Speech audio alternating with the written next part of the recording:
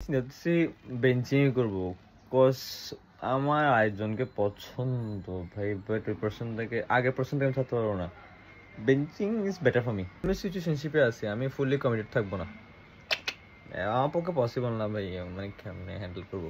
আচ্ছা, বাজার থেকে রিলেশনশিপ নামে জিনিসটা গেছে গা, প্রেম প্রীতি মানুষের করে না এখন, নতুন নতুন ইম্পোর্ট দিছে না? হ্যাঁ ভাই, এখন যুগ চেঞ্জ হয়েছে, মানে মানুষ এখন আর এত স্পেসিফিক্যালি ফুল একটা কমিটেড রিলেশনশিপে যায় না। মানুষ এখন দে লাইক টু ডু, মানে কেমনে বলবো, যে ওরা নিজেদের মতো করে একটা জিনিস সাজায়, ঠিক আছে? So that's why I am choosing benching, মানে আমার একজনকে পছন্দ, বাট আমি একে ছাড়তে পারবো না, এরকম। Exactly, that's my point. মানে হলো অবশ্যই যাতে যেমন ফিল হয় সেটা এটা ভাব প্রকাশ করার জন্য একটা ওয়ার্ড দিছে আর কি, বাট ইটস গুড। মারে সালাম ভাই, তোরা এগুলো কি শুরু করছো আমাকে একটু বলতো ভাই, বুঝাই বল আমাকে। মানে মানুষ আগে দেখতাম যে মানুষ, মানে আমি যখন ছোট ছিলাম তখন শুনতাম যে প্রেম প্রীতি করা হারাম, মানে হারাম, মানে এখনো তো হারাম, বাট মানে এটা ভালো না। বাপ মা একটা ছেলে বা মেয়ে চুজ করে বিয়ে হয়, that's call arrange marriage, and we all agree to that, যে ঠিক আছে কোনো প্রবলেম নেই। আমার মারেও বিয়ে হয়েছে, আমার বাপেরও হয়েছে, আচ্ছা মা বাবা একসাথে হয়েছে, বাট আমার বাকিদেরটাও হয়েছে, আমার কাজিন টাজিন ওদেরটাও হয়েছে। এখন তোর কি শুরু করছো? এরপর আসছে হলো রিলেশনশিপ, ঠিক আছে? এই অ্যারেঞ্জ ম্যারেজ থেকে শুরু করেছে লাভ ম্যারেজ, মানুষ প্রেম করে বিয়ে করে রিলেশনশিপ করে বিয়ে করে। ফার্স্টে একটা কাহিনীতে যে বাবা মা মানতো না, তারপর মানে সেই 90s যুগে সেটা একটু গ্যাংস্টার টাইপের ছিল, গুলি দেখায় মেয়েকে নিয়ে যেতে, কাইন্ড অফ অনেকগুলো স্টোরি আছে। বাট এখন তুই কি শুরু করছোস? বেঞ্চিং সিচুয়েশনশিপ, হ্যাঁ ফালতু।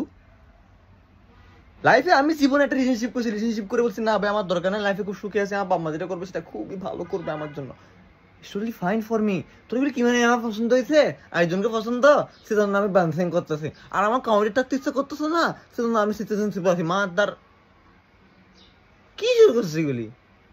একটা মানুষকে তোরা ফর গ্রান্টেড কেন নেস? হক সে ছেলে হক সেটা মেয়ে, হ্যাঁ গ্রান্টেড কেন নেস যে হ্যাঁ আমি এটা করবো এটা করবো? Why? If you are committed, পার্সনটাকে ভালো লাগছে, সিম্পলি যাও বলো যে ভাই তোমাকে আমার ভালো লাগছে, ওর ভালো লাগে না তোমাকে, ও তোমাকে বলতেছে, দেন ব্যাক অফ, দরকার নেই। সবারই একটা সম্মতি দেওয়ার রাইট আছে, দ্যাটস দ্য থিং। এরপরে ও যাই ও বাবা আমাকে বলবে সিম্পল কথা, তুই তোমার বাবা আমাকে বলবে আমি বিয়ে করবো, পার্সেন্টে ভালো লাগছে, ও আমার ভালো লাগছে, দ্যাটস ওকে ফাইন। তোর বেঞ্চিং এর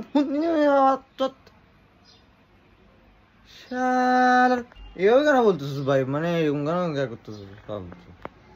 বড়া এমন বলতেছে, বড়া খারাপ লাগে না এগুলা, ফালতু কিং বলতেছে। বুঝা আমি আমার ইনার ফিলিংস আমি এক্সপ্রেস করবো না এইভাবে, না বলে তো কি বলবো? হ্যাঁ, যেটা সত্যি কথা সত্যি কথা, সোজা কথা সোজা হিসাব। আর ইনার ফিলিংস কে, তোমার ইনার ফিলিংস এর জন্য আছে না এমন একটা জেনারেশন আসতেছে যেগুলো মনে করো যে হ্যাঁ একটা ছেলেকে পছন্দ করি, ইটস রাইট, এটা আমার ইনার ফিলিংস। ভাই ফালতু, আমি তো এটা বেড়া বেড়া কেমন বেডি বেড়াটা পছন্দ করো?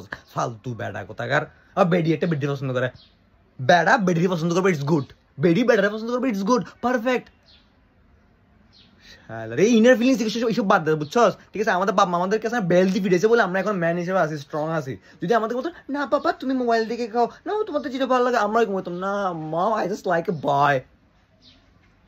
শালা এইসব জিনিস বাদ দেবো, তো তোর যে জেনারেশন আসবে সেটাকে ভালো শিক্ষা দিবি।